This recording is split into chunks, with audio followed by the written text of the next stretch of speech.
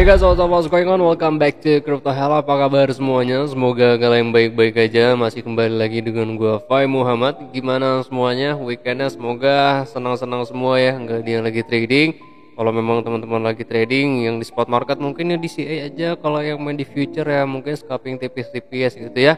Dan teman-teman selamat berlibur buat teman-teman yang sekarang lagi liburan ya. Lumayan sekarang libur Natal tahun baru. So ya trading ya akhir tahun kayak gini mendingan awal tahun aja lah tradingnya ya kan, jangan sekarang dipaksain trading mulu. Teman-teman ya perlu liburan lah gitu, nggak kayak gue kan. Kalau gue kan trading tiap hari kan karena gue butuh duit.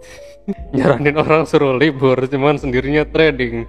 Tadi itu gue enggak sih, gue tadi nggak trading 2 hari ini. Gue nggak trading, gue main di rumah temen gue, nginep di rumah temen gue, bersosialisasi lah gitu. Nggak usah sosialita tapi sosialisasi.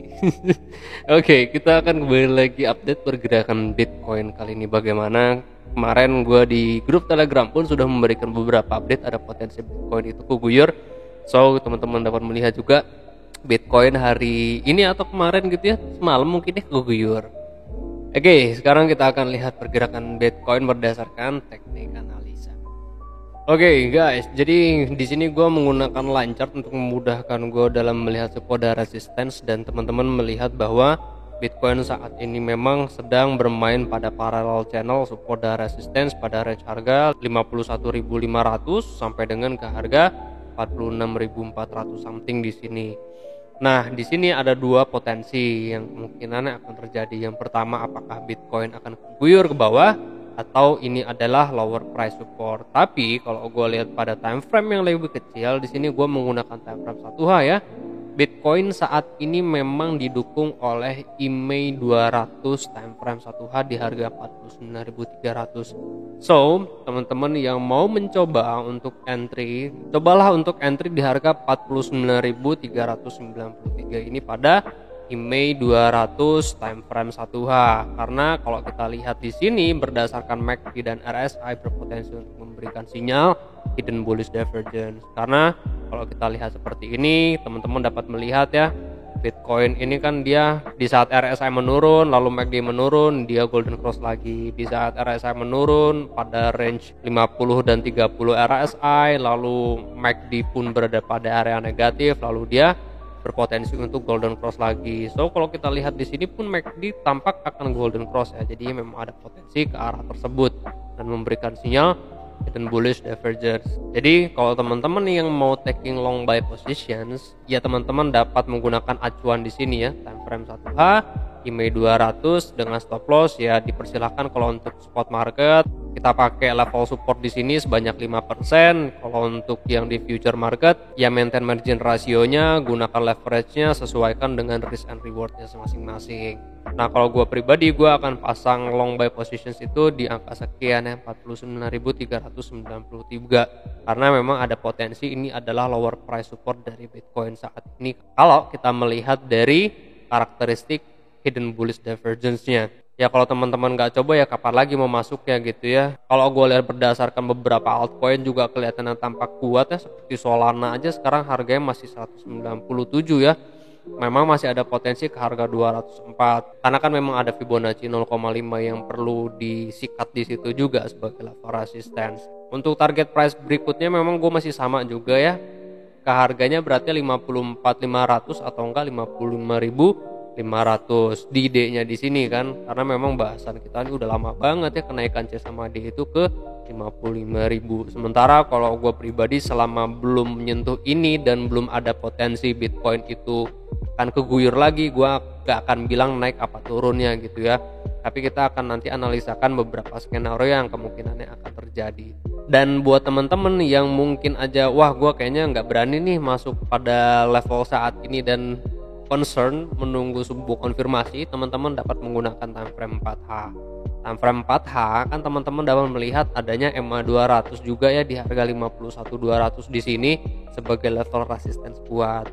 So kalau teman-teman ragu untuk masuk saat ini, setidaknya biarkan dia dulu break dari EMA 200 nya, lalu kembali lagi testing pada EMA 200. Setelah itu teman-teman baru pasang jaring di harga EMA 200. Sesuaikan aja nanti di harga EMA 200 nya berapa, sesuaikan pada harga tersebut di situ.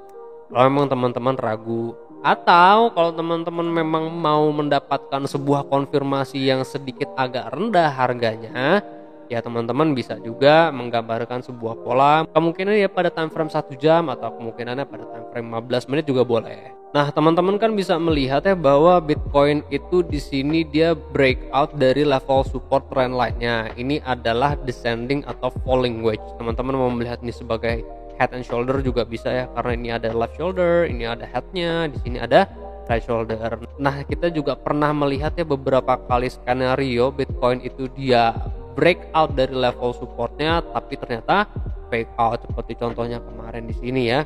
Di sini kan Bitcoin memang membentuk head and shoulder, atau bisa teman-teman sebut ini sebagai bearish kanan pun ya gak jadi masalah. Cuma kalau kita lihat di sini kan dia fake out, tapi pada dasarnya kalau kita tarik dari sini ke sini sebagai target dari head and shoulder-nya ya sebenarnya udah kena gitu ya.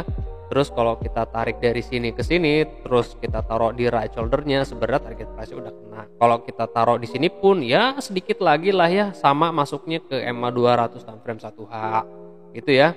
Dan kalau kita lihat pada time frame 1H pun barusan kan ada potensi memang Bitcoin saat ini itu memberikan sinyal hidden bullish divergence gitu. Kalau gue pribadi sih ya melihat dari isu-isu inflasi dan kawan-kawan, taper itu masih lama coy, Maret ya.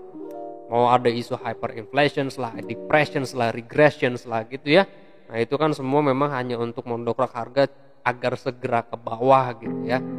Dan gue masih percaya bahwa sebenarnya Bitcoin itu adalah sebuah alat untuk membantu kita para investor itu untuk melindungi asetnya dari inflasi seperti itu. Nah berarti kalau teman-teman melihat sebuah fake out, ini tinggal dipindah aja seperti ini. Nah ini kan sebuah falling wedge ya, tinggal kita lihat aja di sini swing low-nya yang dimana teman-teman tarik dari Fibonacci, dari swing high-nya, lalu swing low-nya yang dimana ya udah di sini aja lah gitu ya. Baru memang kita ngelihat swing low-nya di sini, cari Fibonacci 0,5 dan Fibonacci 0,6, atau kita lihat aja nanti teman-teman candles itu dia breakoutnya di sebelah mana, ya bisa saja di Fibonacci 382. Jadikan itu sebuah acuan. Kalau gua sendiri sih ya prefer sebenarnya di saat dia breakout dari level resistance lalu dia terkonsolidasi, setidaknya di sini membuat higher, lalu dia terkoreksi, teman-teman bisa pasang jaring di harga 50.900, 50.700, atau teman-teman bisa pasang buy stop di saat memang candle itu dia sudah keluar dari higher high-nya di sini. Berarti kan memang retestnya itu sudah berhasil.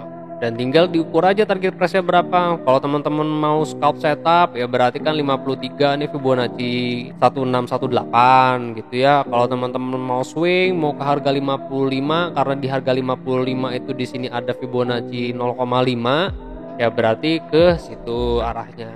Dan ya nggak ada yang banyak perlu dikhawatirkan sih sebenarnya selama teman-teman mainnya jangka pendek ya, apalagi ya teman-teman nih mungkin jangka pendek mainnya ya, kalau short ya short, ya long, kalau yang seperti gua holding Bitcoin gitu ya dalam waktu yang sangat lama, jangka panjang, apabila saat ini ternyata crash market ya gue sangat dirugikan gitu kan. Nah kalau untuk yang trading harian gunakanlah kesempatannya gitu. Kapan lagi teman-teman mau mencoba, nggak usah ragu karena memang ada stop loss, nggak usah takut rugi karena setiap pekerjaan pasti ada resikonya gitu ya.